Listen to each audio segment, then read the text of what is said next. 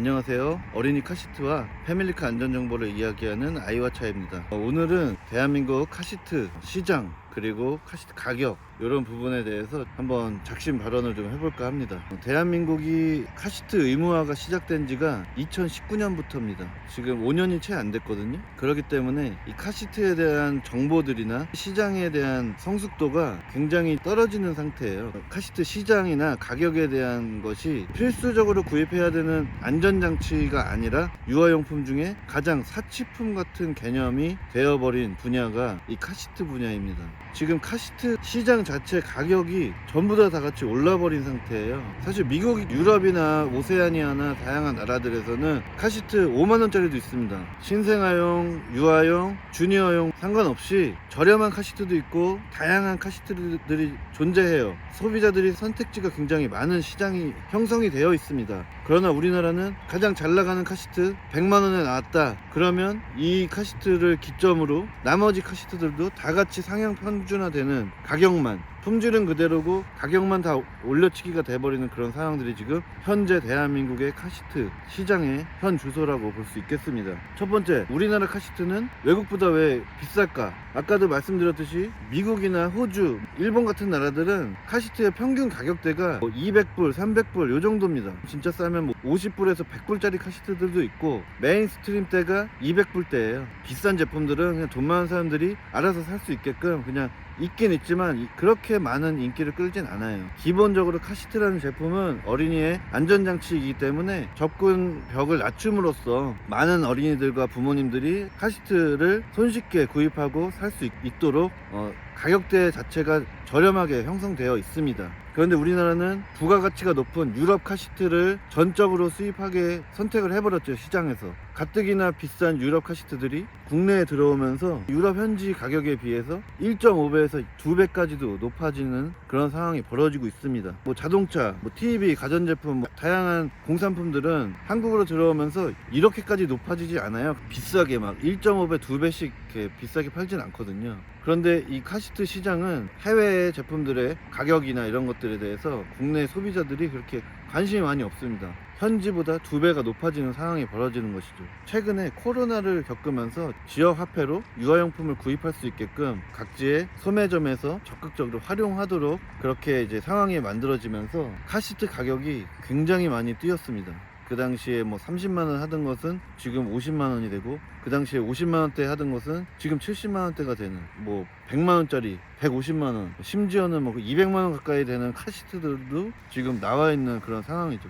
굉장히 말이 안 되는 상황이에요. 카시트 한 대 100만원을 태운다. 이거는 전 세계적으로 찾아보기 굉장히 쉽지 않은 그런 시장이죠. 그때 한번 지역 화폐 때문에 뛰어오른 가격은 러시아 우크라이나 전쟁으로 인해서 원가가 상승했다라는 이유로 또 한 번 뛰게 됩니다. 이렇게 카시트를 포함한 유아용품 가격들은 다 올라가 버렸고 이렇게 카시트 가격이 올라갔으니 아기 키우기가 더 힘들어지죠. 새 카시트를 구입하지 못하니까 사람들은 당근마켓, 번개장터로 중고나라로 시선을 돌리게 됩니다. 카시트는 사고 이력을 알 수 없는 중고 카시트를 쓰지 말자라고 하는 것이 정설인데 경제적으로 카시트를 구입할 수가 없는 상황이다 보니까 중고 카시트를 어쩔 수 없이 구입해야 되는 상황이에요. 자, 이렇게 되면 카시트 시장도 손해를 봅니다. 새 카시트 시장의 가장 큰 경쟁자는 수입 카시트, 국산 카시트 이런 게 아니고 이들의 가장 큰 경쟁자는 중고 카시트가 되는 거예요. 중고 카시트가 활성화되면 정말 불멸의 카시트가 나오게 됩니다.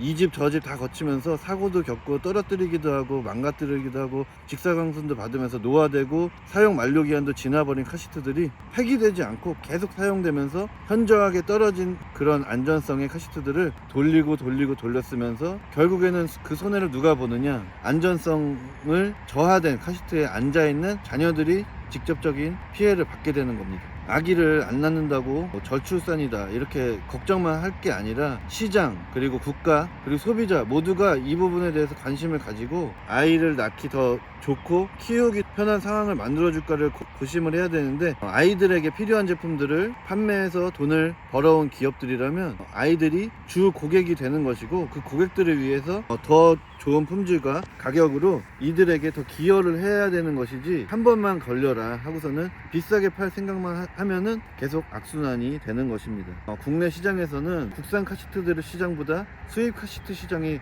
훨씬 점유율이 높은 상태예요. 이들이 카시트 가격을 어떻게 매기느냐에 따라 평균 가격 형성에 영향을 미치게 됩니다. 그래서 규모가 우리나라에서 가장 큰 수입사 같은 경우에는 자신들의 위치를 고려해서 카시트 사용하는 아이들을 생각해서라도 가격 설정을 할 때에는 좀 신중하고 책임감 있게 접근해 주셨으면 좋겠습니다. 두 번째 문제는 우리나라 카시트들이 다양하지 않다는 것입니다.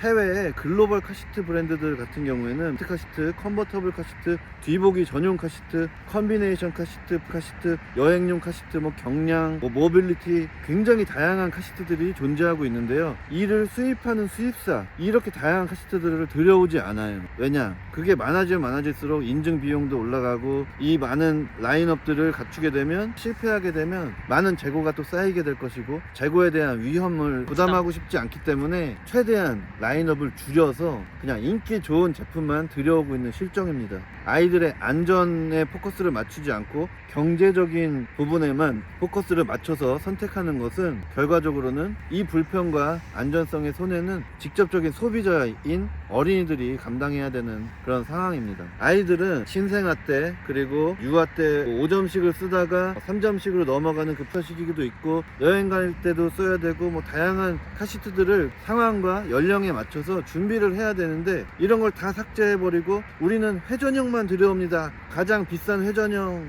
가장 비싼 부스터 이런 식으로 라인업을 확 줄여가지고 들여오게 되면 선택권 자체가 없고 가격은 비싼데 제품은 없는 그런 획일화된 시장일 수밖에 없다라는 것입니다. 결과적으로는 우리나라 소비자들은 차로 따지면 전부 다 중형차, 중형 세단이고 브랜드만 다른 결국엔 소비자는 브랜드만 고르고 있는 그런 상황이라고 보면 되겠습니다. 더 많은 제품들을 더 다양하게 들여오셔야 됩니다. 그래야지 부모님들도 아이들도 상황에 맞춰서 자신에 맞는 카시트를 선택해서 이용할 수가 있는 거예요. 세 번째, 우리나라 카시트 가격이 투명하지 않다는 거예요. 우리가 네이버 쇼핑, 쿠팡, 다나와 이런 데 검색해서 최저가를 알아보시죠. 10원 단위로 최저가를 알아봐서 내가 선택하는 데 도움을 받게 됩니다. 이런 것들을 통해서 가격 경쟁도 하고 제품의 품질 경쟁도 하게 됩니다. 그러나 카시트들은 인터넷 최저가가 실제 최저가가 아니에요. 어떻게 보면 자동차 허위 매물과 똑같은데요. 의미 없는 최저가를 올려놓고 지역에 있는 소매점이라든지 박람회장에서 페어 같은 것을 하면서 소비자에게 최저가를 보여주면서 우리는 인터넷보다 더 싸게 판다. 얼마까지 알아보고 오셨냐 이런 식으로 오프라인 영업을 하는데 인터넷 최저가가 도구가 되고 있습니다. 결과적으로는 인터넷 최저가로 구입하는 사람들은 호구가 되는 그런 상황들이 되는 것이죠. 카시트 회사들이 특정 소매점에 카시트를 공급하고 이들에게 영업을 몰아주기 하면서 이런 상황들이 벌어진 거예요. 그러니까 소비자 입장에서는 제품의 가격을 알 수가 없습니다. 카시트가 무슨 제철 8월해도 아니고 시가로 판매되는 상황이 벌어지고 있어요. 카시트 실제 판매 가격을 오픈하면 서로 제재를 가하고 서로 쉬쉬하면서 이렇게 엄청난 비밀을 노출하는 것처럼 가격을 노출하지 않고 있어요. 이것은 굉장히 큰 문제입니다. 유아용품 그리고 이 카시트라는 제품의 실제 판매 가격이 노출되지 않는다는 것은 깜깜이 시장이 되는 것이고 이 시장의 직접적인 피해는 소비자가 받는 것입니다. 마치 20년 전에 용산 전자상가에서 손님 얼마까지 알아보셨어요? 제가 맞춰드릴게요. 그러던 것과 지금 똑같은 상황이에요. 그래서 앞으로는 소매점이면 소매점, 페어면 페어, 인터넷이면 인터넷 다양한 채널로 물건들을 공급하고 판매자들이 가격과 품질, 종류 다양하게 경쟁할 수 있도록 경쟁을 자유롭게 풀어줘야 됩니다. 한 곳에 몰아준 곳에서 특혜를 받으면서 깜깜이 영업을 하는 것은 최대한 막아야 되는 거예요. 자본주의 시장에 맞지 않는 영업 방식입니다.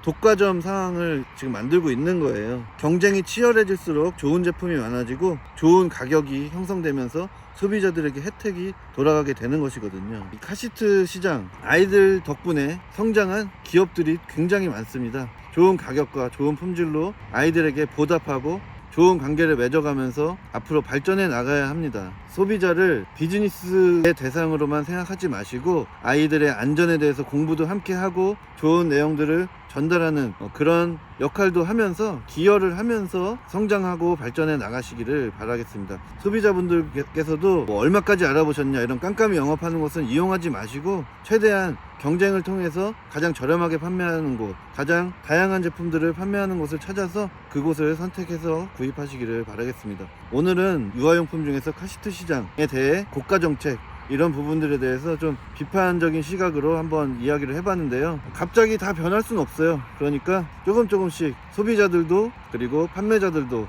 조금씩 수준을 높여가면서 성숙한 카시트 시장이 되었으면 하는 바람입니다. 그러면 지금까지 긴 이야기 들어주셔서 감사드립니다.